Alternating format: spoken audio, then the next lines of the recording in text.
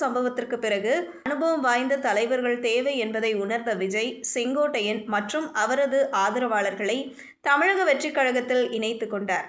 அதற்கு பிறகு ஏராளமான செங்கோட்டையனின் ஆதரவாளர்கள் தமிழக வெற்றிக் கழகத்தில் இணைந்து வருகின்றனர்.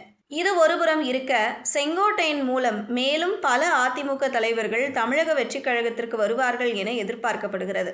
அந்த வகையில் ஏற்கனவே அதிமுகவில் இருந்த திராவிட பேச்சாளரான நாஞ்சில் சம்பத் கடந்த சில தினங்களுக்கு முன்பு தமிழக வெற்றிக் கழகத்தில் இணைந்தார். திராவிட இயக்க அரசியல் மட்டுமல்லாது இலக்கியத்திலும் தேர்ச்சி பெற்ற அவர் 10 மணி நேரம் கூட தொடர்ந்து பேசும் ஆற்றல் உடையவர் என தமிழக வெற்றிக் கழக தம்பிகள் சமூக வலைதளங்களில் கொண்டாடி வருகின்றனர்.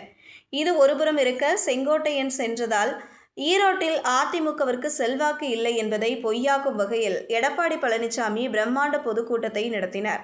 அதே நேரத்தில் தனது செல்வாக்கை வெளிக்காட்ட வேண்டுமென செங்கோட்டையனும் எடப்பாடிக்கு போட்டியாக ஈரோட்டில் கூட்டம் நடத்த இருக்கிறார்.